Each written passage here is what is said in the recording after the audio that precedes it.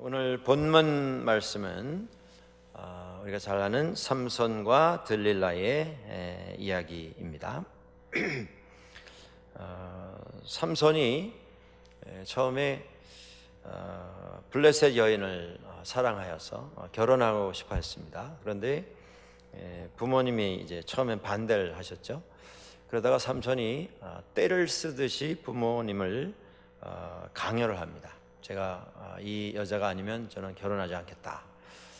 이 여자를 데려다가 빨리 나의 아내로 삼게 해달라. 결국 이제 부모들이 그 아내 될 여인을 허락을 하고 결혼을 시키기 위해서 그곳에 갔습니다. 그런데 그 여인이 블레셋 사람이었는데 블레셋 청년들이 와서 삼손이 내어놓은 수수께끼의 답을 찾아내도록 이렇게 그 여인에게 아주 강요를 합니다. 그 답을 찾아오지 않으면 너희 집을 우리가 다 파괴하겠다. 너희 부모에게도 우리가 상해를 입히겠다. 협박을 하는 것이죠. 공갈을 쳤습니다. 위협을 했습니다. 그래서 삼손에게 막 조르고 보채서 답을 얻어내죠. 그리고 블레셋 사람들에게 가르쳐 줍니다. 그래서 삼손이 내기를 하면서 수수께끼를 냈는데 그 내기에 지게 되고 그래서 화가 나게 되고 자기 아내 될 여인이 자기에게 말하지 아니하고 블레셋 사람들의 요청에 응답한 것에 삼손은 이제 분노를 하게 됩니다. 그래서 그 집을 떠나게 되고, 그런데 우리가 이제 지난 몇 주 동안 수요일마다 좀 생각했습니다만은 일이 어느 한 곳에서 멈추질 않고 과정이 하나 끝나면 그 다음 과정은 더 악하고 더 포악하고 더 폭력적이고 더 흉측한 이런 일들로 점점 일이 꼬여가는 것을 저희가 봤습니다. 삼손이 이제 화가 나가지고 집을 떠났고요. 나중에 돌아왔는데 와 보니까 자기 장인이 자기 아내를 다른 사람에게 아내로 줘서 시집을 보낸 걸 알게 되고, 그래서 그가 흥분하여서 이제 사람을 상하게 하는, 블레셋 사람들을 많이 상하게 하는 이런 행동을 하게 됩니다. 그러니까 처음에 뭐 아무것도 아닌 것처럼 수수께끼로 시작이 되는데 그것에 의해서 많은 사람들이 목숨을 잃는 이런 그 어떤 폭력적인 비극이 생기게 되었습니다. 그 일로 인해서 삼손은 블레셋 사람들의 원수가 됩니다. 그리고 블레셋 사람들은 기회만 있으면 어떻게 해서든지 삼손을 죽이려고 하는 이런 계획을 가지고 원한을 품고 그를 노리게 됩니다. 그러면서도 시간은 계속 흘러갔습니다. 그러다가 이 삼손이 오늘 본문에 보니까 들릴라라고 하는, 옛날 성경에는 데릴라라고 나왔었고요, 영어 성경에는 딜라일라라고 나오죠. 옛날에 그 어떤 가수가 불렀던 딜라일라 딜라일라라고 하는 그 노래 가사가 여기 나오는 들릴라입니다. 삼손의 사랑에 빠졌던 여인. 자, 삼손은 결혼하고 싶어 했던 첫 번째 여인을 블레셋 사람의 손에 잃었던 비극의 주인공입니다.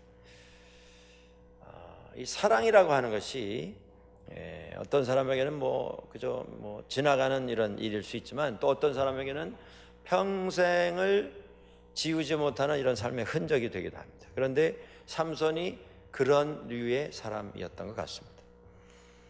마음을 붙이지 못하고 그 결혼했었던 그 여인이 블레셋 사람들의 손에 의해서 살해를 당하게 되었을 때에 그가 그 다음에 취하는 일련의 행동이 별로 그렇게 덕스럽지 않은 이런 행동인 것을 볼 수가 있습니다.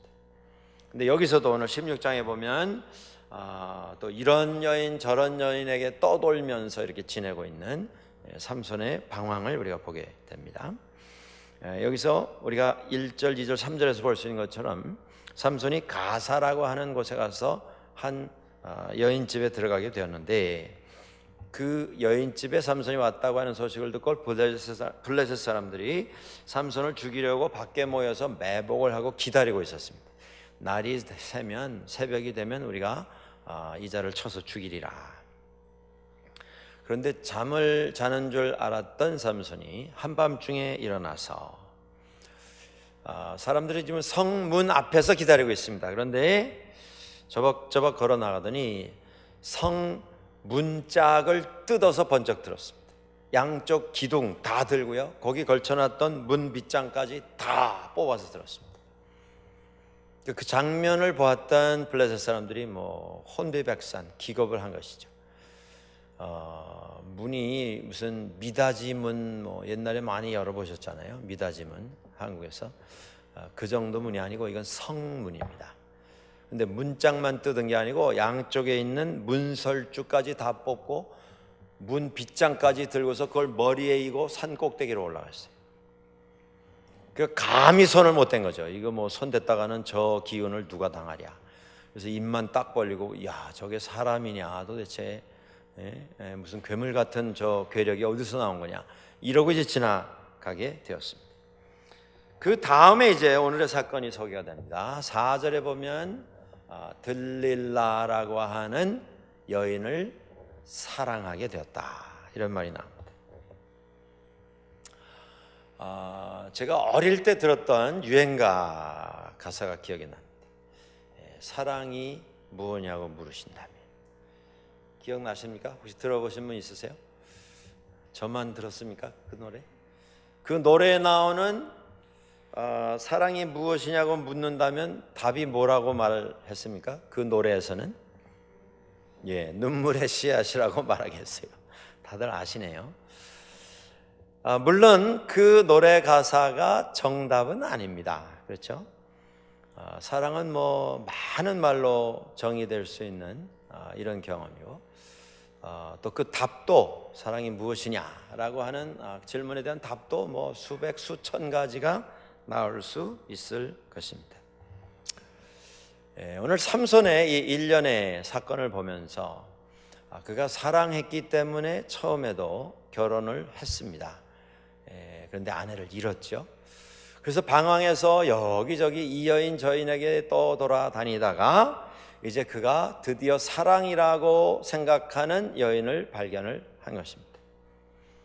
그런데 삼손이 첫 번째 사랑에 빠졌을 때에 그가 가지고 있었던 판단의 기준에 문제가 있었던 것을 우리가 지적을 한 적이 있습니다. 그는 그 여인의 아름다운 용모만 보고 결정을 했습니다. 사람의 겉모습은 항상 믿을 수가 없는 것입니다. 그게 나쁘다는 의미가 아니라 그만큼 부정확한 것이기 때문에 그렇습니다. 삼손은 우리가 그 기록에서 볼 수 있는 것처럼 성격이 굉장히 충동적인 사람입니다. 좀 즉흥적인 사람이에요. 감정적인 사람입니다. 그래서 정열적이고, 그래서 성격이 화끈하고 이런 좋은 부분도 있겠습니다만은, 그렇게 정열적이고 화끈하고 즉흥적이고 감정적이기만 해가지고는 올바른 판단을 하기가 쉽지가 않습니다. 물론 열정적인 면도 있어야 되겠죠. 감정적인 면도 있어야 될 것입니다. 사람인지라. 그런데 그 반면에 우리가 생각할 수 있는 어떤 좀 이지적이고 조금 더 이성적이고 조금 더 논리적인 이런 부분도 사람에게는 필요합니다. 어느 한쪽에 지나치게 치우치게 되면 사람이 너무 차갑거나 아니면 너무 뜨겁거나 둘 중에 하나가 되기 때문에 이것이 적당히 조화를 갖추는 것이 대단히 중요합니다. 더더구나 이 세상에서 우리가 경험하는 인격적인 만남 가운데 가장 큰 일이라고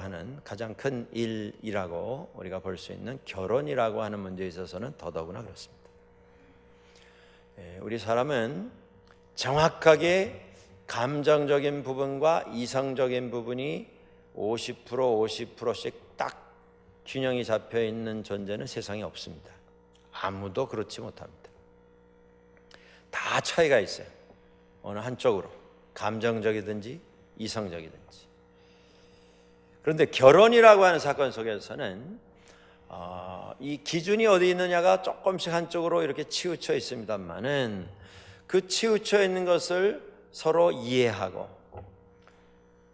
서로 좀 용납하고 조금 지나친 부분이 있으면 서로 좀 기다려주고 좀 응원해주고, 그래서 상대방이 내가 어느 한쪽에 조금 치우쳐 있다라고 하는 것을 진심으로 깨달을 수 있는 시간을 주면서 응원을 해주면서 중간에서 만나도록 노력하는 것, 이게 결혼이라고 하는 사건입니다. 제가 월요일날 아침에 이번 가을에 결혼하게 될 한 커플을 상담을 했습니다.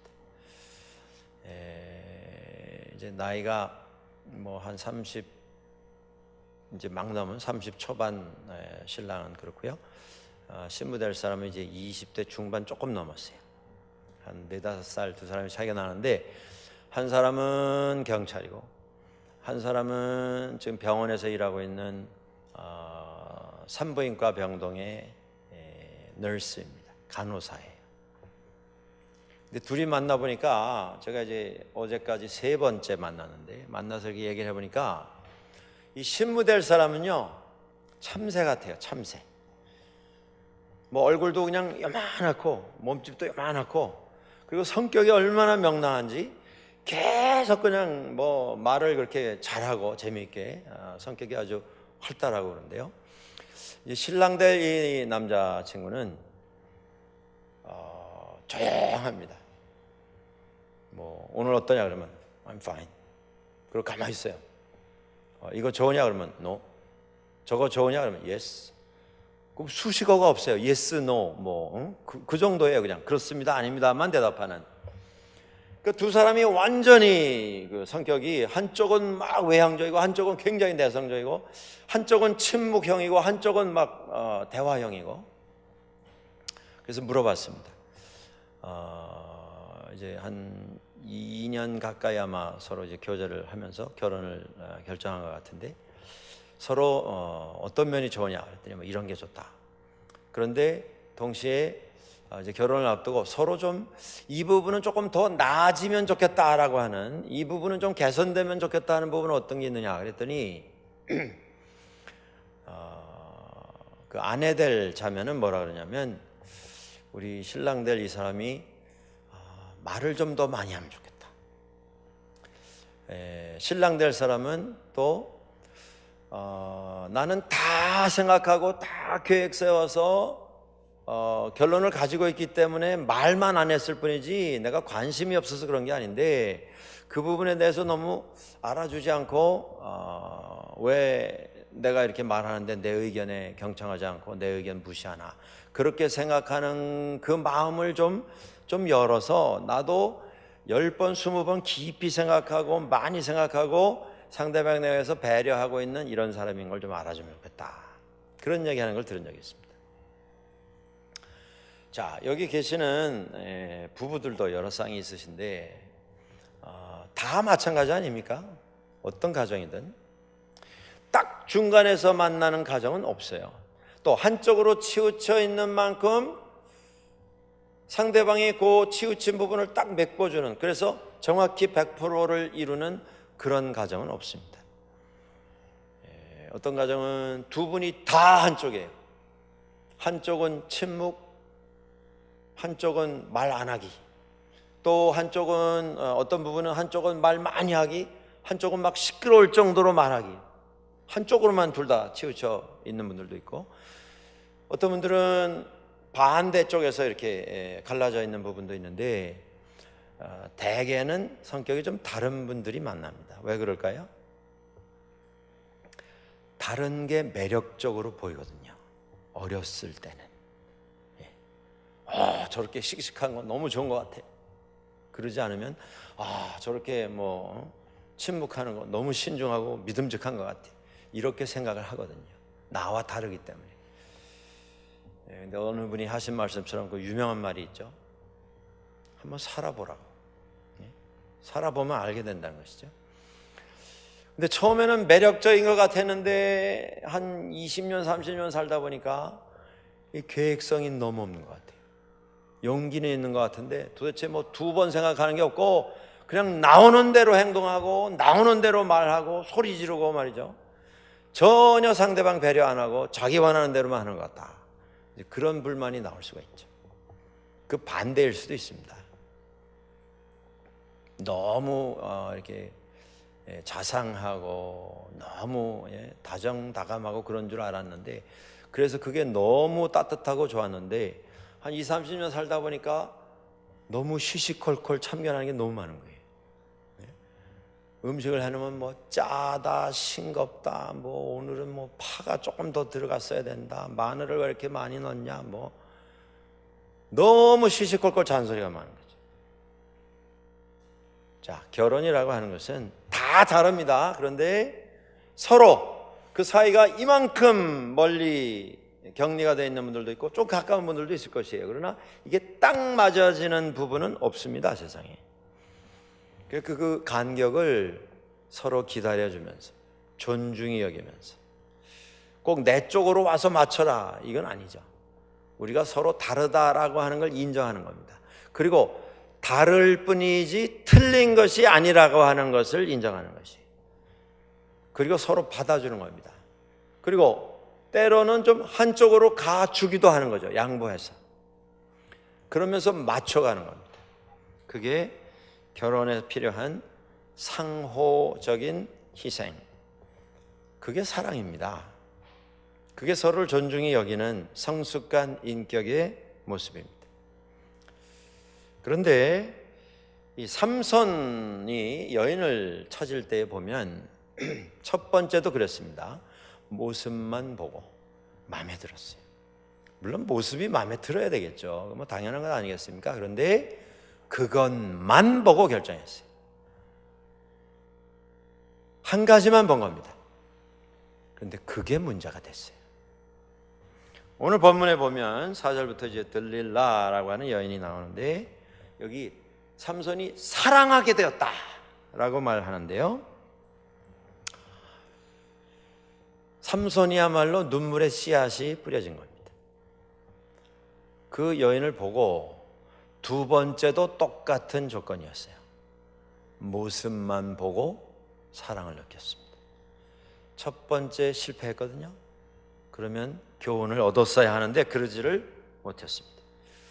삼손이 사랑이라고 하는 말이 여기 적혀 있습니다만, 삼손에게 있어서 사랑은 상호적인 존중, 존경하는 마음, 서로를 높이는 마음, 서로를 배우고 알고 이해하고 서로를 받아주려고 하는 이것 없이 일방적인 감정, 그것뿐이었습니다. 상호가 아니고 일방통행이었어요. 자, 우리가 이 들릴라라고 하는 여인이, 모르겠습니다, 삼손이 뭐 그냥 지나가다가 뭐 척 보고서 마음에 들었던 건 아닌 것 같고, 삼손도 자기가 생각하는 어떤 미적인 기준이 있었겠죠. 그런데 그의 그 기준이라고 하는 것이 당시 세상에서 말하는, 삼손이 살던 그 시대의 최고 미인의 어떤 조건이라고 하는 것에서 아마 많이 벗어나지는 않았던 것 같습니다. 자기가 건강하고 괴력이라고 사람들로부터 불리우는 그런 힘을 가지고 있다라고 하기 때문에 나는 내 아내를 미인으로 맞이할 자격이 있다, 아마 그렇게 생각했는지도 모르겠습니다. 뭐 아내를 미인을 맞이한다고 해서 그게 잘못된 건 아니겠습니다만은 그것만을 조건으로 삼았을 때 비극은 시작이 되는 것을 볼 수가 있습니다. 자, 이 두 사람의 만남이 왜 비극인가? 삼손은 봐야 할 것을 보지 않았습니다. 고려해야 될 부분을 전혀 상관하지 않았어요. 감정만 가지고, 외모만 가지고 판단을 했습니다. 그런데 그의 외모만 보고 판단했던 그 판단이 잘못됐다고 하는 증거를 우리가 어디서 찾게 됩니까? 들릴라라고 하는 여인이, 삼손이 사랑에 빠져서 사랑을 고백하고 들릴라 집에 드나들기 시작했는데, 이 여인은 삼손을 사랑해서 만나는 게 아니고요, 돈을 더 사랑하고 있습니다. 삼손이 어쨌든 그 기준이 잘못되긴 했지만 삼손이 들릴라를 향해서 가지고 있었던 사랑의 분량과는 비교가 안 될 정도로 이 여인은 냉철하고 계산적이고 타산적인 여인이었습니다. 삼손이 계속 찾아오죠. 그런데 블레셋 사람들이 그 여인에게 와서 무엇으로 그 큰 힘이 생기는지, 어떻게 하면 우리가 그를 결박해서 그를 제압할 수 있는지를 알아내라. 그리하면 우리가 은을 1,100개씩 모아서 주겠다. 이게 어마어마한 금액입니다, 그 당시로는. 근데 이 여인이 그렇게 하겠다 약속을 합니다.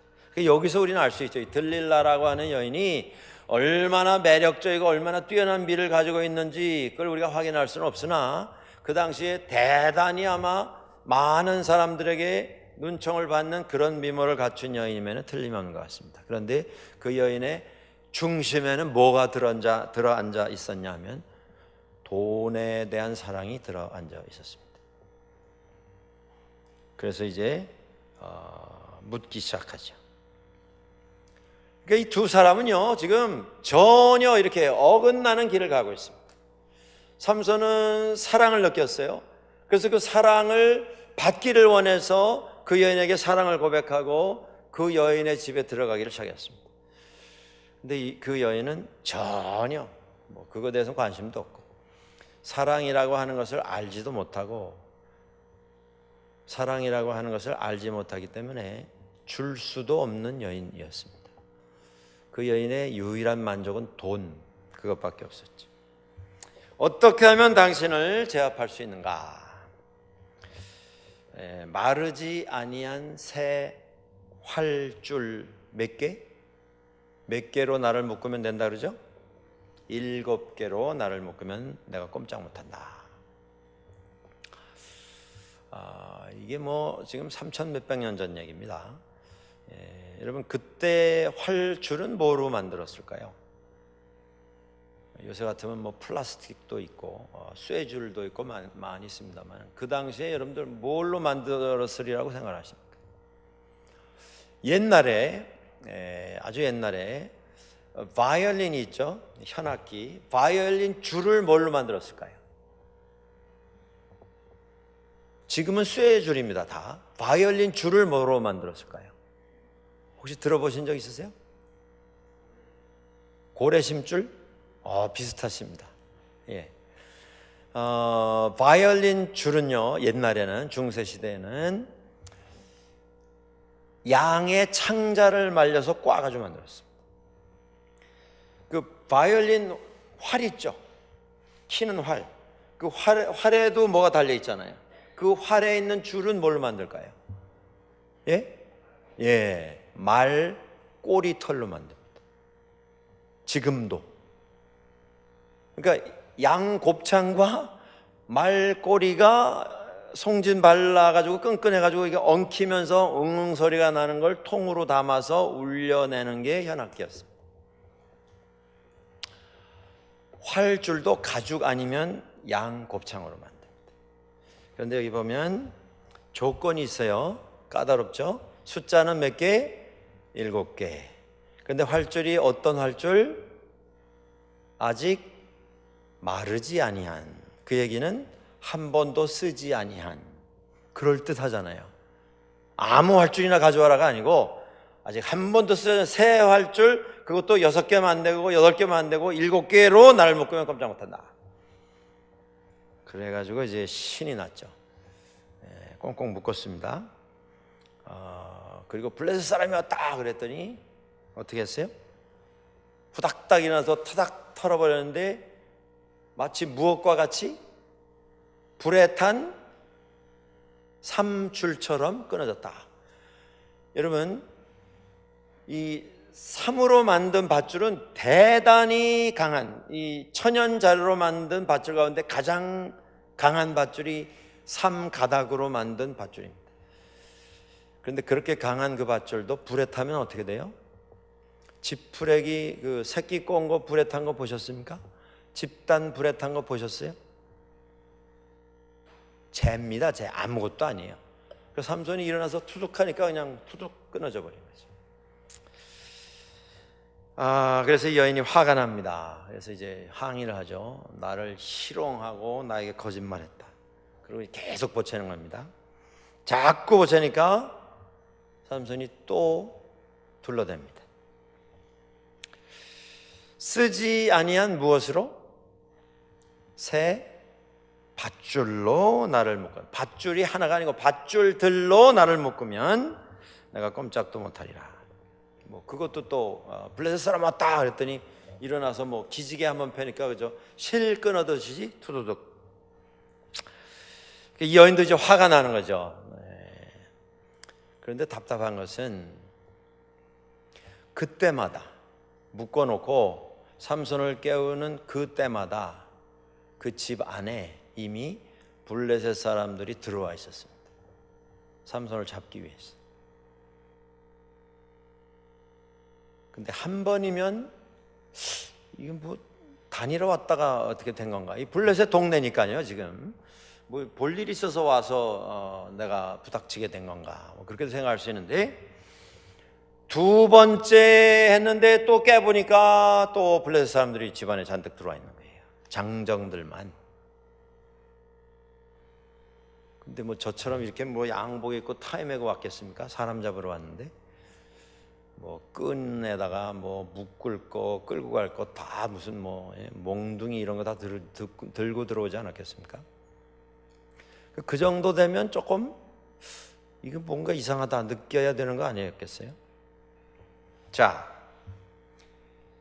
또 야단을 합니다. 나를 희롱하거나 놀렸다 이거죠. 내가 뭐 장난감이냐, 나한테 거짓말했다 이제 야단을 하니까 이번에는 내 비슷하게 가죠. 내 머리털 몇 가닥을 7가닥을 배틀에 어디다 껴서 날실에다 껴서 섞어서 짜면 내가 힘이 빠질 거다. 여러분들 그 뭐 화면을 봐서 기억하시겠는지 모르겠는데요. 배틀이 한 가닥은 아래로 또 한 가닥은 옆으로 이렇게 가죠. 그러니까 옆으로 머리카락하고 볕실하고 그 실하고 같이 해가지고 배틀에다가 같이 짜면 내가 힘이 빠진다.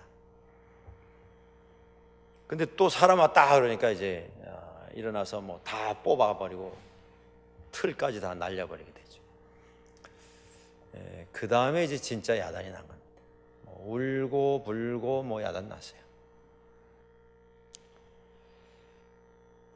본문에 보면요 16절에 보시면 날마다 울면서 재촉을 했답니다. 날마다 재촉을 하고 졸랐답니다.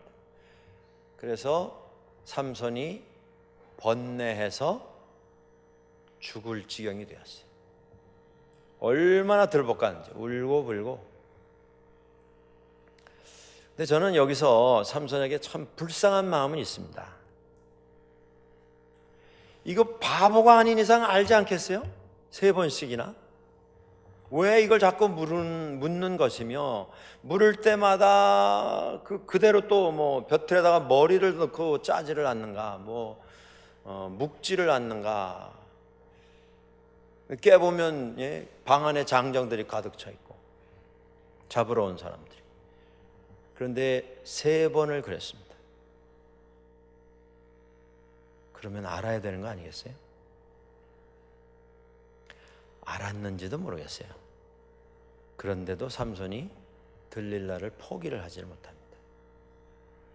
들릴라가 지금 자신이 그 여인에게 쏟아붓는 그 사랑, 그 절절한 마음, 자기도 사랑받고 싶어서, 삼손도요, 메꿔지지 아니하는 허전함, 공허함, 삶의 외로움, 막 몸부림하는 삼손을 저는 느껴봅니다. 이거 뻔한 일인데 지금. 그런데도 그 여인 막 그냥 내치지 못하고 그냥 또 그 집을 찾아 들어가는 삼손에게서 참 인간의 불쌍한 모습을 봐요. 인간적으로 너무 불쌍한 사람이. 그런데 뭐 막 울고 불고 뭐 막 야단이 난 거죠. 네가 날 사랑하긴 뭘 사랑? 이게 사랑이냐 말이죠. 뭐 이러면서 뭐 아마 신파에 나오는 아마 막장 드라마에 나오는 대사는 여기 다 동원이 됐을 겁니다. 그러니까 삼손이 거의 죽게 됐다 그러죠. 너무 막 스트레스 받아가지고 그러자 고백을 합니다.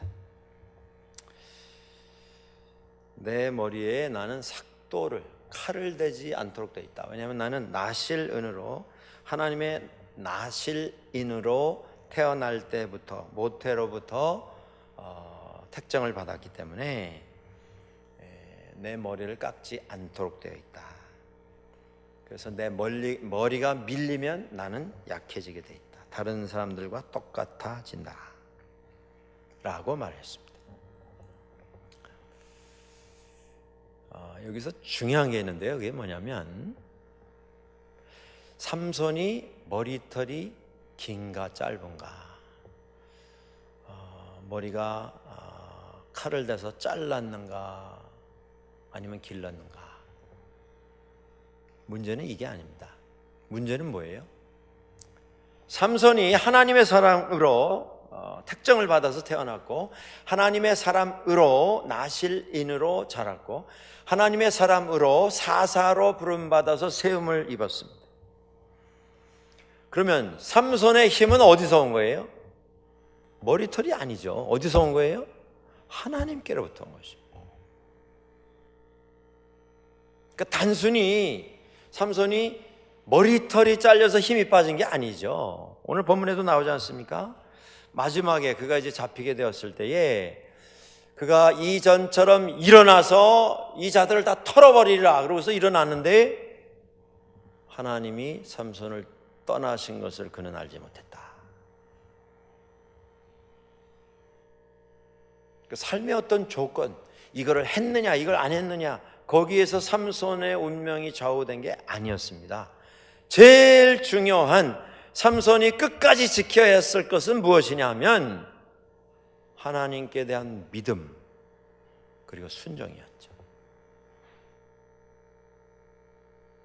잡혀서 내가 말 안 했는데도 이 친구 이거 머리가 너무 긴데 이거 다 잘라버리자.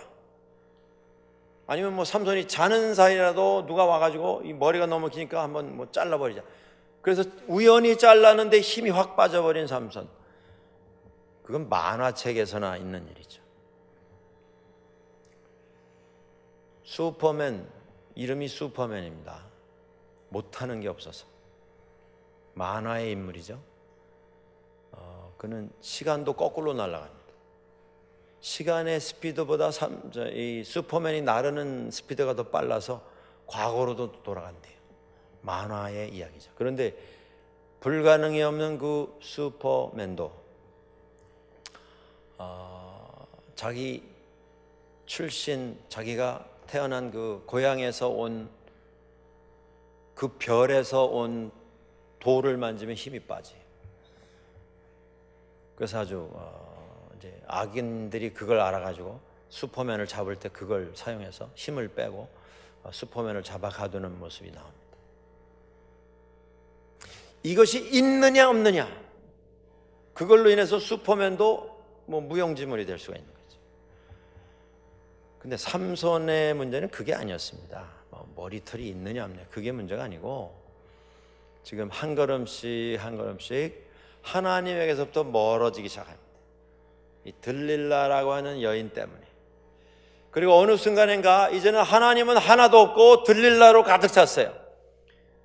내가 이 여인만 잡으면 행복하겠다. 내가 이 여인만 잡으면 나의 공허한 삶이 가득 채워지고 만족함과 행복으로 가득 차게 될 것이다. 그리고 하나님을 다 몰아내고 들릴라로 채웠습니다. 그때 하나님 떠나신 것이지 뭐 머리 잘라서 하나님 떠나시고 머리 길면 다시 돌아오시고 그게 아니죠. 오늘 우리의 삶도 마찬가지라 그 말씀입니다. 우리의 삶에 있어서 뭐가 잘못되고 뭐가 틀어지고 어려움에 처하고, 근데 내가 그 무엇인가를 해야 할 것을 안 했어. 또 안 해야 할 것을 해서 그거 하나 때문에 왔다 갔다 하는 그래서 그것만 또 메꿔놓고 그것만 또 구비하면 다시 원상복귀가 되는 그런 인생은 없습니다. 우리에게 있어서 가장 중요한 건 뭐냐면요, 우리의 삶에 하나님이 어디에 서 계시는가라고 하는 것입니다. 내 생각에 이것만 있으면 내 삶은 성공이다 생각하는 그것에 매여서 그것 쫓아가는 이런 삶을 살고 있지는 않은가라고 하는 것입니다. 결국 삼손은 붙잡힙니다. 그리고 눈이 뽑힙니다. 그리고 잡혀가서 옥에서 맷돌 돌리는 일을 하면서 거기서 여생을 보내게 됩니다. 삼손은 여러 가지 면에서 그 당대에 있었던 기타의 사사들과는 비교가 되는 사람입니다. 출생을 예고받고 태어난 특별한 사사였습니다. 날 때부터 나실인으로 지정이 되었고 나실인으로 컸습니다. 삼손의 부모님들은 아주 신실한 신앙인이었어요. 그래서 하나님께서 그들에게 삼손이라고 하는 믿음의 아들을 또 주시기도 했습니다. 다 좋았어요. 배경도 좋고 집안도 좋고 부모님도 좋고 태어날 때부터 특별한 택하심과 준비하심 속에서 지정받아서 태어난 인물이었습니다. 그런데 그의 삶은 사사들 가운데 가장 비참합니다. 받은 가능성, 받은 달란트, 은혜, 이걸 100번 발휘하지 못하고 중간에서 끝이 나버리는 그런 인생을 살았던 사람입니다. 자기 자신과의 어떤 평화를 이루지 못하고 비극적인 마지막을 맞이합니다. 자기 자신뿐 아니고 자기 동족에게도 평화를 전달하지 못하고 세상 떠납니다. 블레셋 사람에게는 물론 더 큰 아픔을 선물한 그런 삶이 되었습니다. 오늘 우리들에게 삶에 있어서 어떤 일을 판단하고 어떤 일을 진행을 할 때에 내가 가지고 있는 나의 달란트, 내가 가지고 있는 다른 사람들에 비해서 더 가지고 있다라고 생각하는 그 어떤 가능성, 그게 많고 적으면 사실 별로 의미가 없습니다. 그 달란트가, 그 가능성이 누가 내게 주신 것인가, 이걸 깨닫는 사람이 진정한 일꾼으로 쓰임을 받을 수 있기 때문에 그렇습니다. 여러분들도 주변에 그런 분들 아마 있으실 것입니다. 친구들, 친척들 가운데 참 달란트가 좋은데, 많은데, 누구보다도 많은 일 할 수 있는데 그의 삶을 통해서는 그 달란트의 열매가 맺어지지 아니하는, 저는 아주 친한 친구 중에 그런 친구가 있습니다. 고등학교 1학년 때 만났어요. 키도 크고 인물도 좋고 신앙생활 잘하던 친구입니다. 학생 중학교 때 전교 회장 잠깐 학교에서도 5등 밖에 벗어나 본 적이 없는, 공부 잘하던, 인물 좋죠, 신앙생활 잘했죠, 공부 잘했죠, 더 바랄 게 뭐가 있습니까? 15살, 14살짜리들이. 운동도 잘해요. 저도 운동 좋아하는 편인데 제가 이겨본 적이 없어요. 노래도 잘합니다. 사람들이 그 동네에서는 누구 하면 다 알았어요. 그 학교 출신은 몇 년도 학생, 졸업생 가운데 누구 하면 다 아는 그런 친구였어요. 다 갖췄죠. 근데 이게 절제가 안 되더라는 말씀이에요. 크면서 청소년기 지나서 청년기로 들어가고 장년이 되어 가는데 절제가 안 돼요, 삶이. 디시플린이 없어요. 한번 놀면 밤새고 놉니다. 그 다음에 뭐 그 다음날 내가 뭐 몇 시에 어디를 가야 되고 뭐 이거 다 날아가는 거예요. 그냥 밤중에 한번 그냥 뭐 친구들하고 모여서 왁 하기 시작하면 옆에서들 그 친구를 아는 사람들이 다 안타까워하고 많이 권면하고 타이르고, 뭐 어떨 때 야단도 치고,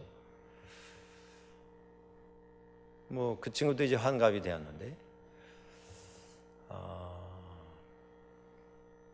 그 많은 달란트들이 그래서 열매 없이 이제 노년을 맞이하게 되는 걸 보면서, 야, 이게 뭐 우리가 얼마나 많은 달란트를 가지고 있나, 그게 자랑할 게 아니다, 그런 깨달음을 다시 한번 가지게 된 적이 있습니다.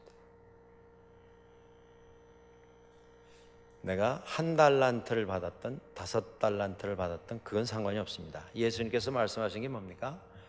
1달란트 받았으면 그 달란트 주신 분이 누구인가를 알아서 받은 달란트를 가지고 열심히 일해서 더 많은 풍성한 열매를 맺는 그런 삶을 살아야 마땅하다.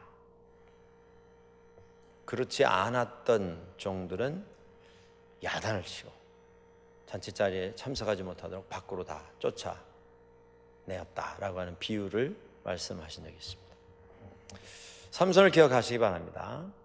그는 참 많은 가능성을 가지고 있었습니다만은 그 가능성은 다 아쉬움으로 끝나게 됩니다. 왜 그렇습니까?